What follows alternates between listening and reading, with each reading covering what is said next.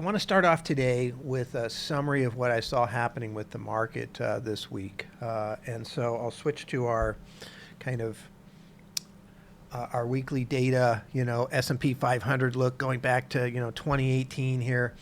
You can see, the recent time frame here is down quite a bit. Yeah. As a matter of fact, we've had a 10% downturn, which they call a correction. Bear market is 20% or more. A correction is 10% or more. And this is the fifth fastest in terms of number of days to drop 10% in the last 75 years. So it's pretty unusual. And so I want to deviate a little bit from how I normally approach this and just talk about kind of, what I see, kind of what the little voice in my head says about what's happening right now. And I think this is super important because we all have this. We get this fear going on. The news kind of really ratchets around that fear.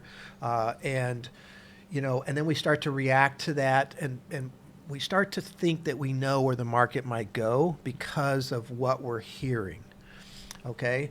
And I think that's one of the main things we try to push through on this channel is how to become a better investor. And one of the ways to become a better investor, first of all, have a plan.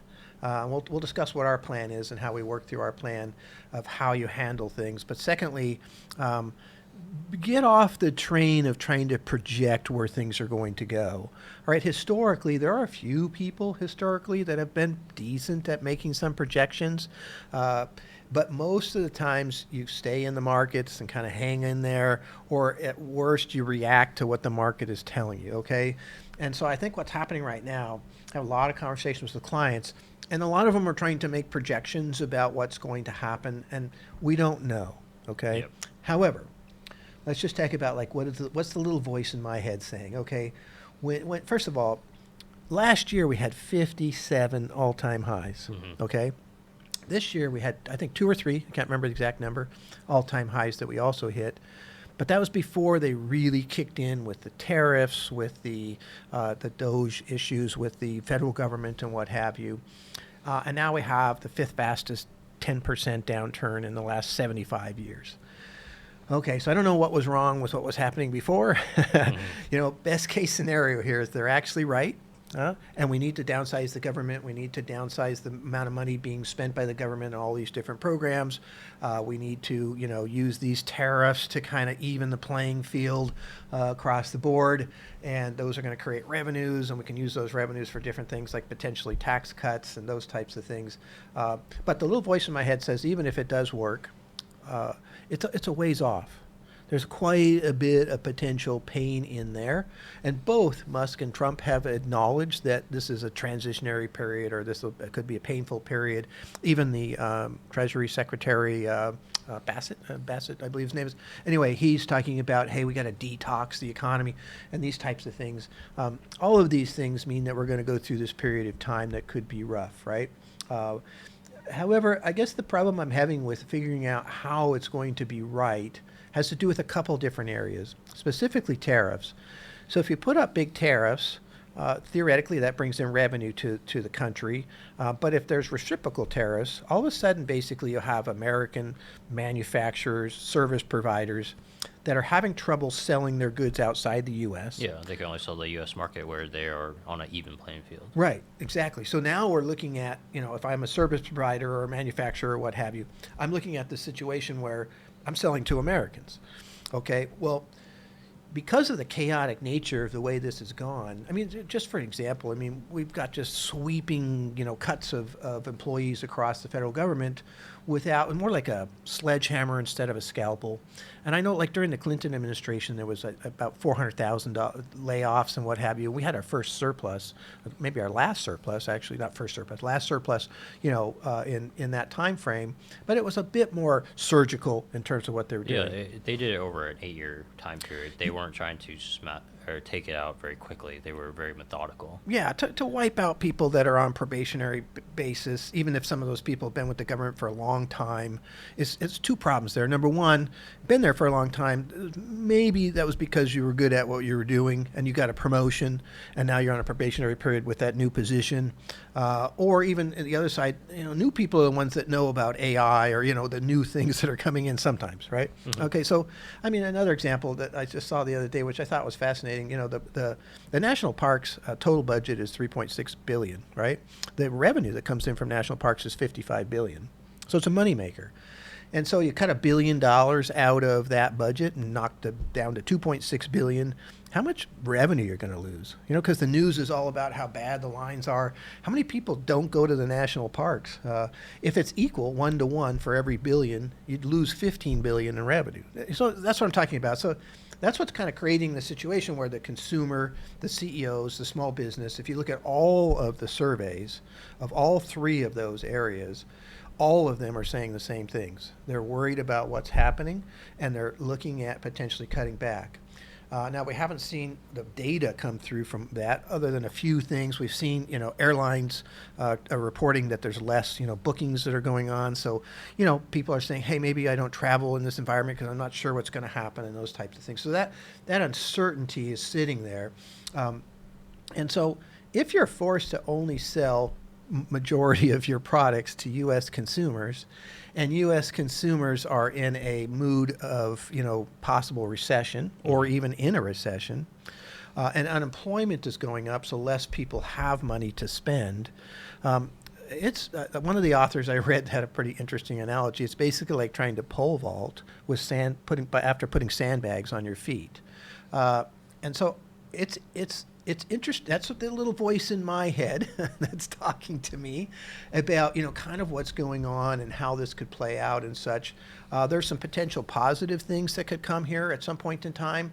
We mentioned this back in December when we brought this up, was that you can do a lot of things very quickly, all of which the market would see as bad. Mm-hmm. So mass deportations, market sees that as bad because our labor market is already tight.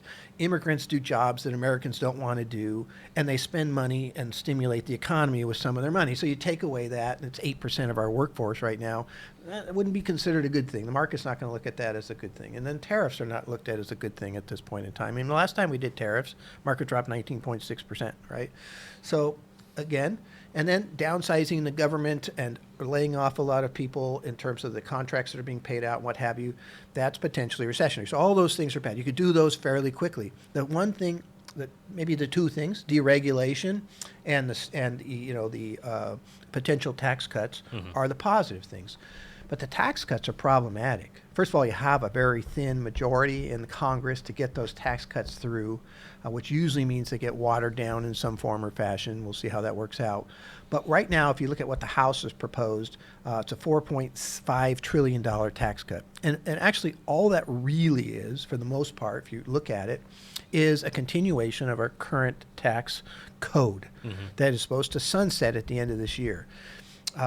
And that's 4.5 trillion over 10 years. And so the way the reconciliation process works, in order to get this through the Senate without getting 60 votes and only getting a majority, which they have, you have to do this reconciliation project where they look at what the tax revenue cuts are going to cost the government over a 10-year period, and then you have to come up with equal savings. You have to balance it. You have to balance it out. Honestly, when I look at that, it doesn't work that well because basically everybody fudges everything. I mean, the 2017 was supposed to be balanced.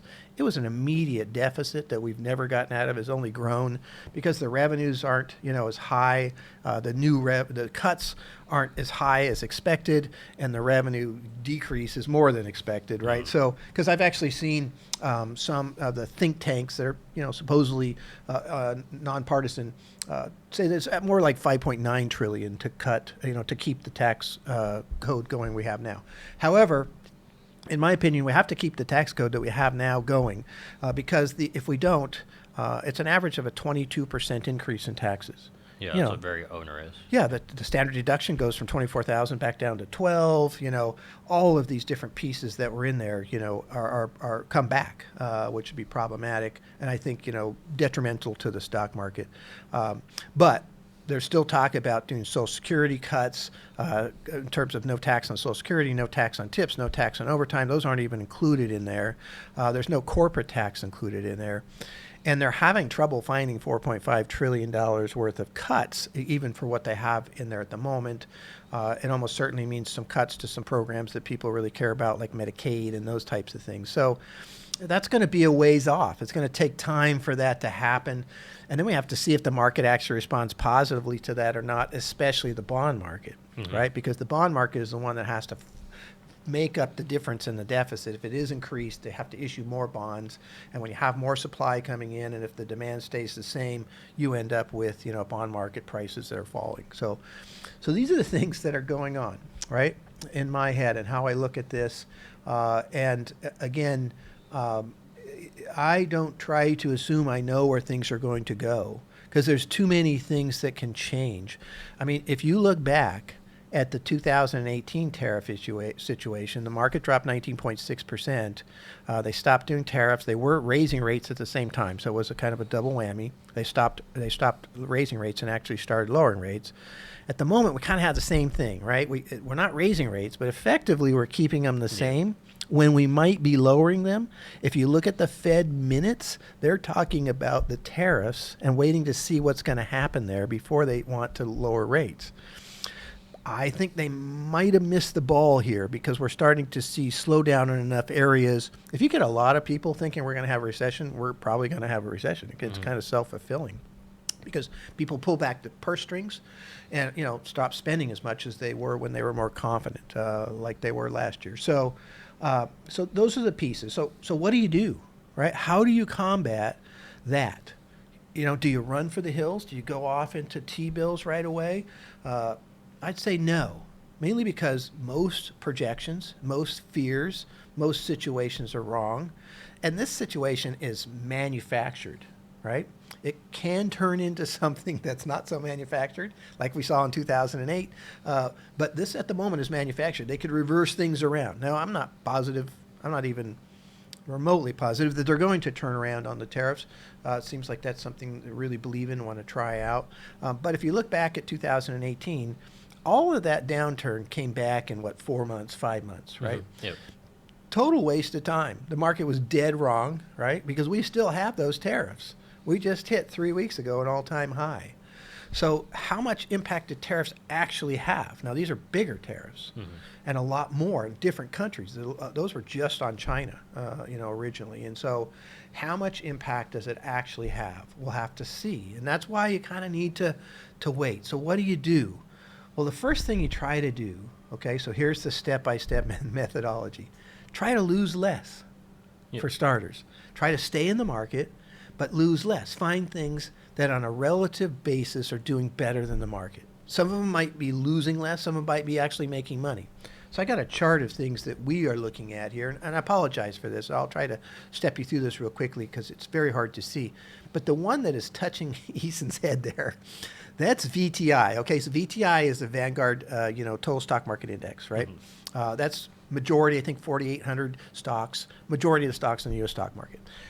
Last month is down 8.4%, okay, as of, just half hour ago. Now, the next one up, the red one, is VT, okay? So this is one of the things that we're doing is we're rotating out of the U.S.-only core type pieces into U.S. and international core type pieces. So VT is the Vanguard Total World Index. This has 8,000 plus stocks from 47 different countries. Really, really broad. Now, that's down 4.9%, okay? That's actually a big deal. It's not great to lose money, but what happens there is you're still in the market. If things turn around, and you can actually see right now, today, everything's up, right? Yep. Because the S&P's up almost 2% as the show started here, and VT's up also roughly the same amount. And so the advantage of kind of staying in the market is if things turn around very quickly, you can still participate, okay? If you go out into T-bills or CDs or money markets or cash out, and the market jumps like it did in 2023 in November. It went up 8.9% after dropping 10% in a very short period of time. Matter of fact, it jumped 5% in like 5 days. So you're going to miss some of that if you're out, okay? So you kind of want to stay in with different things. So let's look at other things that relative basis. The next one is this green one. It's XLP, which is consumer staples from Spider Consumer Staples, right? That's down 1.4%. So the thought process that people still need food, they still need cereal, toilet paper, even in a recession, even when things go down, staples overperform, right? as far as that goes. The next one up is utilities, XLU. This is a SPDR utility ETF. Again, people still need power. We still, even in the pandemic and all, we still need power. And so utilities are down 0.77%. Next one on there is energy. Okay, again, energy can be kind of weird in the terms of how it works during a recession and what have you. We don't use it a lot, but it is up. It's down only 0.4%. XLV, which is the healthcare, right? So that is the SPDR healthcare ETF. The SPDR basically just looks at what's on the S&P 500 and kind of divides it into pieces. People still need healthcare. Pandemic, that wasn't true. We had a recession, and healthcare did really poorly because nobody could go. Yeah, no one wanted to do any elective procedures. Right, That's exactly. where a lot of healthcare makes money. That's right. That's not true here. And so theoretically, if you need elective procedure or if you have a heart attack or you have to go to emergency room, they still make some money, right, in the downturn. So those are considered defensive plays. The next one up is the orange one. You can kind of see that's a straight line. That's BIL, B-I-L, and that's an iShares T-bill ETF. So basically short-term treasuries. Very short-term. It's actually 1 to 3 month. Yeah. Right. So you can see it doesn't fluctuate. Look at that. This straight line, just slightly up, 0.3%. Okay, so that's where you might want to end up eventually. Okay, but when you're down only 10% so far, no matter what the little voice in your head is saying, I would caution you from jumping into that area, because the one problem with that area is when things take off, all of these other areas will probably go up. I would predict that almost all of them will underperform VTI. Okay, because the money's going to run back into these U.S. stocks, but you'll still outperform in almost every case, in my opinion, the T-bills. Okay, so you really want to be in the T-bills as an extreme measure in case the market's dropping 50% or something like that, like in 2008. But I put it in there so you can see how it works. And then long-term treasuries, okay? So during the pandemic, during every big downturn, long-term treasuries go up because there's a run to safety, right? Recessions are coming. There might be a lowering of rates. The longer term you go out on the treasuries, the more they move up. So that's actually up 1.57%, okay? The next area is HDV, which is a high dividend paying stock ETF. In the last month, it's up 1.87%. Okay, so think about that. If you got a high dividend, let's say 5% or something along those lines that you're getting, you can drop 5% in price and break even. Yep. So it's seen as sort of a hedge, and you'll see those do outperform. Again, none of these will probably outperform when we get that snapback, shoot up, motion, right? But you'll still outperform T-bills. Yeah, so the or goal money is to markets or minimize CDs. downsides while still getting Right. a shot at upside. That's exactly it. And so at this point, that's where you need to be, okay? Not panicking, not moving to T-bills, lose less. Sometimes you're making some money. Okay, the very last one here is Europe, all right? Up VGK, which is the Vanguard Europe, up 3.02%, 09%, sorry. Okay, so move your portfolio towards these types of things when you start to get into that kind of correction territory. Again, the last correction we had was July through October of 2023. Market dropped 10%. Again, November of 2023, the market was up 8.9%. So you need to kind of hang in there to see what's going to happen. This is a manufactured downturn, could turn into a systematic, actual downturn that creates economic, problems. It's heading that direction, in my opinion, but it doesn't have to go there. They can change the process that they're doing here at any point in time. And so that's important. So then the last part is, how do you, okay, we believe this, let's say, we've moved into things that have a relative strength versus the market. We are trying to get ready for a rebound, but we're worried that there might not be a rebound, okay? How do you get there? How do you stay there? And that's the other key component of what we've been talking about for the last 5 years here, is just be positive. Focus on some of the positive things. The news, I'm going to show you some things. I bet you don't see this very often in the news. It's all out there. You have to hunt for it. The news focuses on the negative. I've said this a lot of times.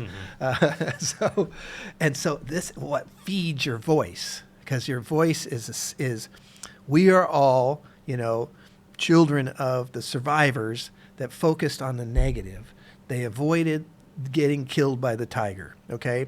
And so we have this, lizard brain portion that is sitting there telling us, be cautious, be cautious, be cautious, all right? Even when we're no longer really in need of that as much as we used to, okay? Still there, still need it, but not as much as we used to. As an investor, I think it's the number one thing that can kill you. If you look at the long-term studies from Fidelity, they show that the average individual investor makes an average of 2.1% a year over the long term. That's less than inflation.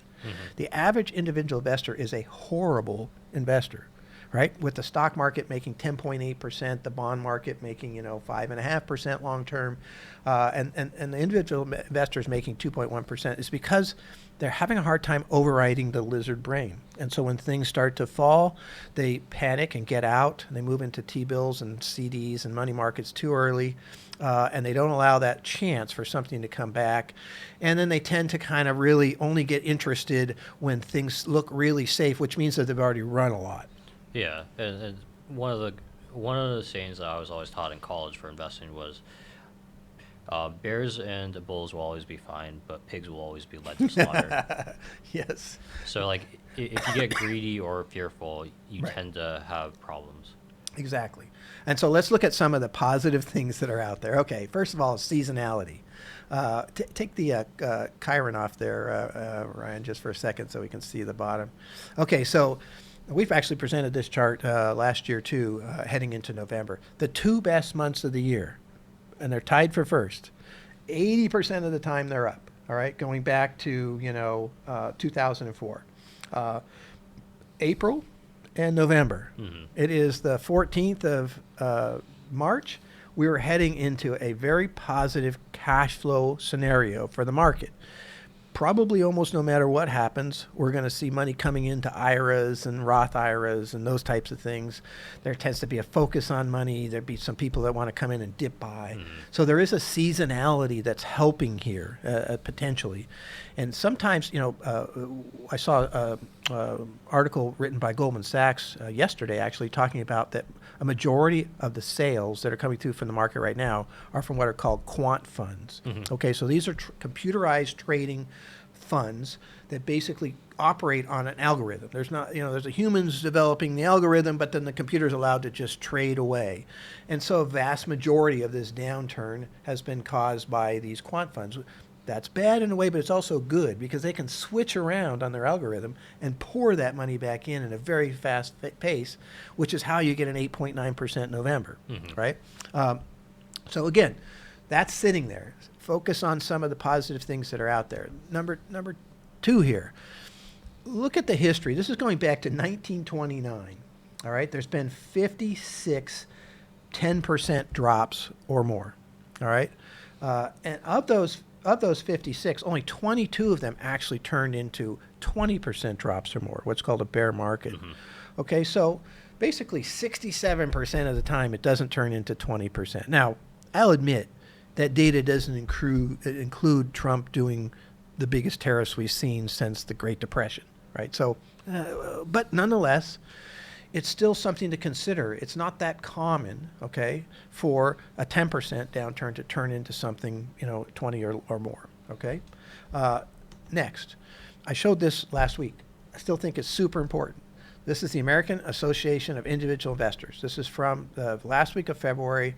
The survey said that 60.2% of individual investors felt that the market would be lower in the next 6 months. So that seems like a bad thing, okay? But that's only happened 4 or 5 times, right, since 1987 when they started this. And look at where they were. All really good, including the one that just happened in the past. Really good buy times. Yeah. I mean, if you look at the 2022 one, that came just a couple weeks before the bottom hit. Okay, so contrarian investing means that when everybody's on one side of the boat, the other side tends to win just because they're out. And it allows that other piece that are still bullish, that still think the market could be good, the dip buyers, whoever it is, to come in and actually have more outsized control of the market than they would normally. And so again, we've just had that. And then there's another one here. And this is what's called the RSI index. Okay, so here's the S&P 500 is the chart. Across the purple band here is the RSI index. So this is an index that basically shows how much the market is stretched one way or another. So when it's in that band, it's not that useful. to be honest. When it gets above that or below that band, especially below, it's even more accurate. So when it gets stretched way down below 30 or maybe even 32 or below, someplace in that neighborhood, I picked all those out going back here to, the middle of 2023. Look at those points. Those are all really good buy points, right? Every time it stretched down, not all of them were perfect, but really good. We just got one this week, right? Market's up 2% today. Right now, part of that's probably attributed to the fact that we might not have a government shutdown. That was a bit nerve-wracking to the market. Although you and I have done several presentations on government shutdowns over the years, the market doesn't care that much. Matter of fact, the average rate of return during shutdown was actually positive, not by a lot. I think it was 0.1% or something like that. But I actually think that more of this is attributable to the fact that the market has stretched down so much that people are coming back in and seeing some buying opportunities.